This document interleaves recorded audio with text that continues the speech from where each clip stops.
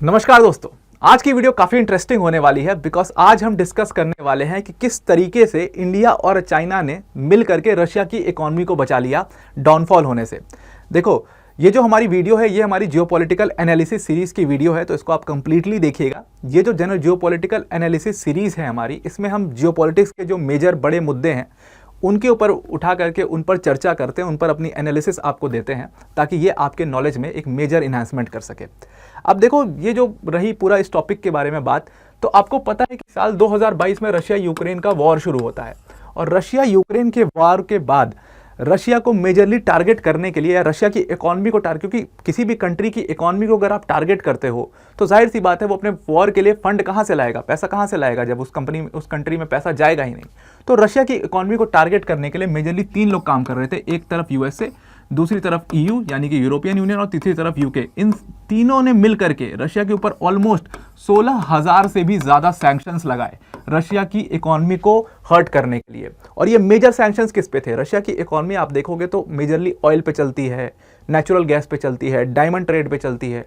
तो इन सारे सेक्टर्स में मेजर सैंक्शंस लगाया गया।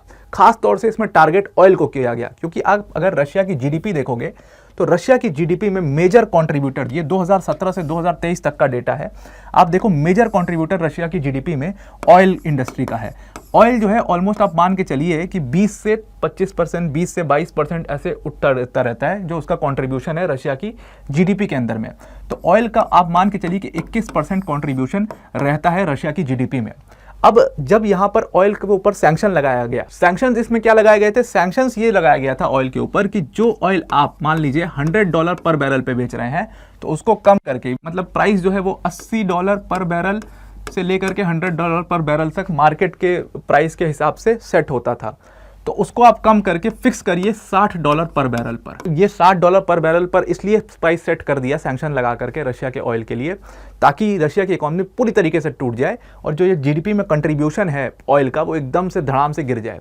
और इन कंट्रीज ने यानी कि यूएसए, ईयू, इन लोगों ने एक्सपेक्ट किया था कि अगर $60 पर बैरल पर रशिया ऑयल बेचता है तब भी जा करके इसकी इकोनॉमी जो है वो जो कंट्रीब्यूशन है पूरी ऑयल इंडस्ट्री का इसकी जीडीपी में वो सिर्फ 10% रह जाएगा।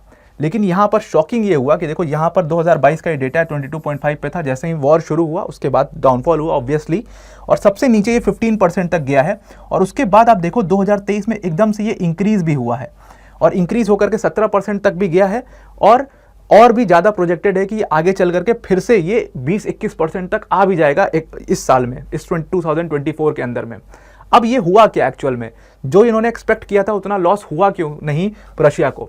देखो, रशिया जो है वो अपना पहले मेजर हिस्सा यानी कि 40 से 45% जो ऑयल है वो यूरोप में बेचा करता था, और यूरोपियन यूनियन ने ये सैंक्शन लगा के कहा कि यूरोप में जितनी भी यूरोपियन यूनियन की कंट्रीज हैं इनको रशियन ऑयल कम से कम लेना है। तो ये जो ट्रेड है ये गिर करके 4 से 5% हो गया। अब यार 40 से 45% एक बहुत बड़ा अमाउंट होता है, एक बहुत बड़ा नंबर होता है। जब वो वैक्यूम खाली हुआ रशियन ऑयल का यूरोप के अंदर में, तो उस वैक्यूम को फिलअप करने के लिए इंडिया और चाइना खड़े हो गए, और इंडिया और चाइना ने ऑलमोस्ट 90% जो रशिया का क्रूड ऑयल है वो अपनी कंट्री में इंपोर्ट करवा लिया। अब आप मानो नहीं कि चाइना ने ऑलमोस्ट 50% जो रशिया का क्रूड ऑयल है वो अपने कंट्री में इंपोर्ट कराया, और इंडिया ने ऑलमोस्ट 40% रशियन ऑयल को इंपोर्ट कराया। This is a big number, क्योंकि इसके पहले अगर आप देखोगे, और सिर्फ इंडिया और चाइना ने ही नहीं, इंडिया और चाइना के अलावा टर्की, इटली और यूएई ने भी रशियन ऑयल को मंगाया 2022 के अंदर में। अब आप सोचिए, टर्की जो कि नेटो का सबसे बहुत बड़ा मेंबर है नेटो में, और मिडिल ईस्ट में नेटो का सबसे बड़ा रिप्रेजेंटेटिव है टर्की, और इसी नेटो की वजह से पूरी लड़ाई हो रही है रशिया यूक्रेन की, बहुत बड़ा कारण है वो। और वही टर्की रशियन ऑयल को मंगवा रहा है इवन आफ्टर सैंक्शंस। तो आप समझिए कितनी बड़ी आयरनी है खुद नेटो के लिए और खुद यूएसए के लिए, इनसे अपनी ही कंट्री नहीं संभल रही है, जो कि टर्की बहुत बड़ा पार्टनर माना जाता है यूएसए का। अब रशिया को इंडिया ने किस तरीके से इसमें हेल्प किया है कि अगर आप हमारी ट्रेड देखोगे रशिया से ऑयल के मामले में तो ऑलमोस्ट एकदम नेग्लिजिबल ट्रेड है। हमने ऑलमोस्ट इतना जो इंक्रीज किया है अपना ट्रेड, मान लो आप 150% करीब हमने ट्रेड इंक्रीज किया है रशिया के साथ साल 2023 में रशिया की इकोनॉमी को हेल्प करने के लिए। तो आप कह सकते हो कि 1971 में जो रशिया ने हेल्प की थी इंडिया की, उस हेल्प का पूरा बदला चुका दिया इंडिया ने यहाँ 2022 में रशिया को हेल्प करके इस तरीके से। अब इसके पहले आप देखोगे तो हम मेजर जो ऑयल मंगवाते थे वो ये रेड वाला हिस्सा जो आपको इस पूरे चार्ट में दिख रहा है, ये रेड वाला हिस्सा रिप्रेजेंट कर रहा है इराक को और ग्रीन वाला कर रहा है सऊदी अरेबिया को। तो मेजर जो हम ऑयल मंगवाया करते थे इससे पहले, साल 2023 से पहले, तो वो हम इराक और सऊदी अरेबिया से मंगवाया करते थे, क्योंकि रशियन ऑयल के मुकाबले इराक का तेल और सऊदी अरेबिया का तेल थोड़ा सस्ता पड़ता था इंडिया को, इसलिए इंडिया इन दोनों कंट्री से मेजरली ऑयल मंगवाया करता था।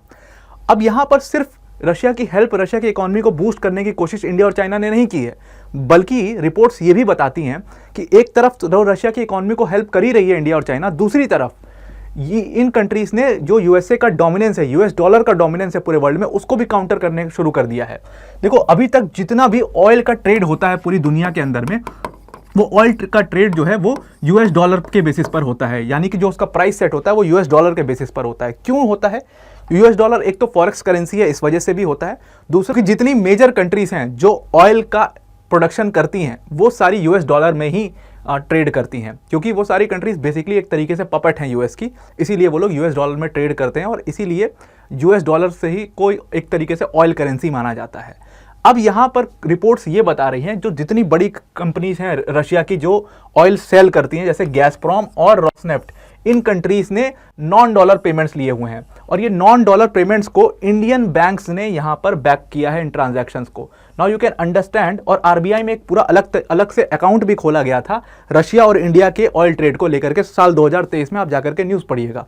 और ये जो इंडियन बैंक्स ने इस पूरे पेमेंट को बैक किया है, इन्होंने नॉन डॉलर पेमेंट्स में सारा पेमेंट किया है। तो आप समझ सकते हैं कि एक तरफ रशिया की इकोनॉमी को हेल्प कर रही है इंडिया, दूसरी तरफ जो पूरा यूएस का डोमिनेंस है, यूएस डॉलर का पूरा डोमिनेंस है वर्ल्ड के अंदर में, उसको भी काउंटर करने की कोशिश कर रही है।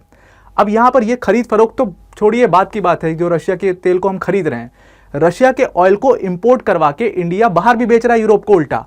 और ये चीज़ प्रूव होती है, देखो आर्टिकल भी छपा हुआ है, इसमें साफ लिखा हुआ है कि यूरोप ने रशिया के ऑयल को खरीदा इंडिया के थ्रू। अब देखो गेम क्या हुआ यूरोप के साथ कि यूरोप पहले जितना भी रिफाइंड प्रोडक्ट्स इंडिया से मंगवाता था, आप मान लो कि 1 लाख बैरल मंगवाया करता था पहले, उसको इंक्रीज करके ऑलमोस्ट 115% से ये इंक्रीज हुआ 2023 में, और वो इंक्रीज होकर के 2,31,000 बैरल्स यूरोप मंगवाने लगा। अब ये इतना ऑयल आ कहाँ से रहा इंडिया के पास? इंडिया तो साफ साफ रशिया से ही खरीद रहा है ना, और उसको फिर यहाँ पर बेच रहा है। इंडिया ने किया क्या कि ये सारा क्रूड ऑयल को मंगवाया, फिर जो अपनी रिफाइनरीज थी उन रिफाइनरीज में इन सारे ऑयल को रिफाइन किया और फिर खरीदा $60 पर बैरल पे, और फिर उसको मार्केट रेट पे पूरा यूरोप में ले आकर के बेच दिया। अब इससे आपके दिमाग में एक चीज़ आ रही होगी कि इसमें तो सिर्फ फ़ायदा इंडिया कंट्री का ही हुआ, इसमें रशिया का तो फ़ायदा हुआ नहीं। रशिया तो $60 पर बैरल पे बेच रहा था, वही उसी रेट पर बेचे जा रहा है वापस से।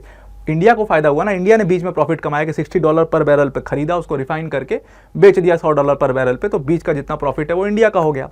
तो इंडिया का तो प्रॉफिट हुआ ही है इसमें, लेकिन इसमें रशिया का भी प्रॉफिट हुआ है। कैसे हुआ है? देखो रशिया से जितना भी ऑयल आया है, 2 मेजर कंपनीज ने उस ऑयल को लिया है, एक रिलायंस और एक नायरा एनर्जीज नाम की कंपनी जो कि गुजरात में बेस्ड है। अब ये दोनों कंपनीज जो हैं, इन्होंने ऑलमोस्ट आधा रशियन ऑयल यानी कि 45% रशिया से ऑयल आया है इंडिया के अंदर में, इन कंपनीज के पास आया है और इन्होंने उस ऑयल को रिफाइन करके बाहर यूरोप में बेचा है।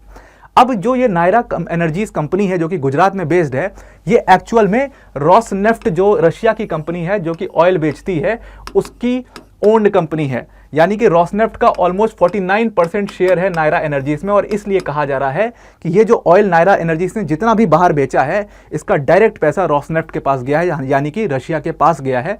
तो रशिया ने एक तरीके से जो $60 पर बैरल का प्राइस कैप लगाया गया था उसको डिफाई कर दिया है और $100 पर बैरल पर भी ऑयल को यूरोप के अंदर में बेचा है। और इस तरीके से रशिया और इंडिया ने मिल करके बुरी तरीके से बेवकूफ़ बनाया है यूरोप को और यूरोपियन कंट्रीज़ को, यूरोपियन यूनियन को, यूएसए को, और उनके जो डोमिनेंस है, जो वो सैंक्शन लगा करके हमेशा प्रूव करना चाहते थे, उसको पूरी तरीके से तोड़ दिया है।